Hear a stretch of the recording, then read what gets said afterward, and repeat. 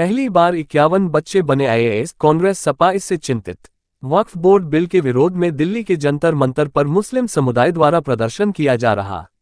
ओवैसी और इमरान मसूद जैसे नेता इसको लेकर सरकार के विरोध में बयान दे रहे, जिस पर मंगलवार को सुल्तानपुर में कैबिनेट मंत्री ओपी राजभर ने हंसते हुए बड़ा खुलासा किया। उन्होंने कहा कि एक बार लखनऊ मीटिंग में आए थे, हमने पूछा तो कहे ये कुल नेतागिरी है, वोट सोट का बात है हो रहा है। ओपी राजभर ने ये भी कहा कि कुछ मुसलमान जो मजबूत हैं वो मुसलमानों का हक लूट रहे हैं।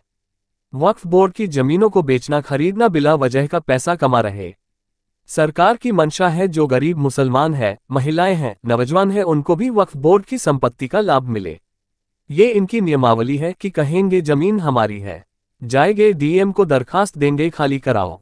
सरकार कह रही है कागज दो, आपके पास खसरा खतौनी है नहीं तो 1359 की फसली हो तो ले आओ दो, कौन सा बुरा बात कह रही है।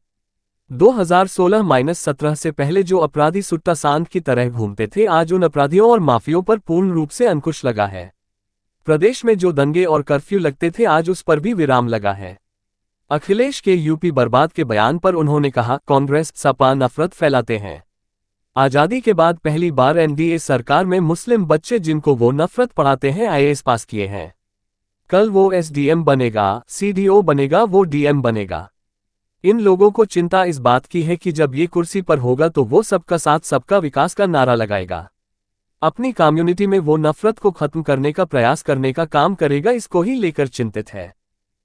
देखिए, एनडीए सरकार आज 8 साल पूरा हुआ है कार्यकाल। सूबे के मुख्यमंत्री माननीय योगी आदित्यनाथ जी और देश के प्रधानमंत्री माननीय नरेंद्र मोदी जी के नेतृत्व में जो नारा दिया गया कि सबका साथ सबका विकास, सभी क्षेत्रों में आप तुलना करेंगे 2016-17 से और 2023-24 तक, तो सभी क्षेत्रों में 2 गुना 2.5 गुना प्रगति हुई है विकास की। और जो 16-17 के पहले जो अपराधी छुट्टा सांड की तरह घूमते थे, आज वो अपराधियों पर पूर्ण रूप से माफियाओं पर अंकुश लगा। जो दंगे होते थे प्रदेश में, कर्फ्यू लगते थे, आप उस पर विराम लगा। आज चाहे सिंचाई की बात करिए तो नहरों की खुदाई से लेकर के सोलर पंप से लेकर निजी नलकूप से लेकर के बड़े पैमाने पर करीब 60% प्रगति हुई है। नहरों के पानी पहली तुलना में, अगर हम बिजली की बात करें तो आज 18 घंटा, 22 घंटा और 24 घंटा ग्रामीण में तहसीलों पर और ज़िले पे बिजली मिल रही है। और जो भी चाहे आवास की बात अगर हम करें तो पिछले 16-17 की तुलना में आज जो प्रगति हुई है, और जो एनडीए सरकार ने जो वादा किया था जनता के बीच में, उसको हम लोगों ने बड़े पैमाने पर पूरा करने का काम किया।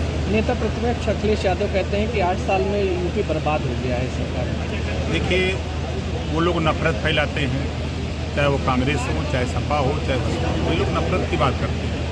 पहली बार आज़ादी के बाद एनडीए सरकार में 51 बच्चे मुस्लिम जिनको नफरत को पढ़ाते हैं आईएएस पास किए। कल वो एसडीएम बनेगा, कल वो सीडीओ बनेगा, वो कल डीएम बनेगा आगे आने वाले दिनों में। इन लोगों को चिंता इस बात की है कि जब ये कुर्सी पर होगा तो वो सबका साथ सबका विकास का नारा लगाएगा, नफरत नहीं, अपनी कम्युनिटी में भी वो नफरत को ख़त्म करने का प्रयास करेगा। इस बात को लेकर वो लोग चिंतित हैं। आज पूरे प्रदेश में ही नहीं, पूरे देश में जो बीच में बिचौलिए थे, जो सरकार की योजनाओं को बीच में लूट लेते थे, आज उठा के देखिए कि चाहे आयुष्मान कार्ड को सीधे लाभार्थी के यहाँ पहुँच रहा है, आप किसान सम्मान निधि सीधे खाते से खाते तक जा रहा है। आज जो बच्चों को ड्रेस था, आज 1200 रुपया डीबीटी के माध्यम से सीधे उनके माता पिता के खाते में जा रहा है। तो जो योजनाएं प्रदेश सरकार की हैं, अब सारी योजनाएं लाभार्थी तक पहुँच रही हैं। सपा सांसद का एक बयान। आगे की खबर देखने के लिए सब्सक्राइब करें, देखते रहे अल हयात न्यूज़ पर अपने आसपास की खबरें।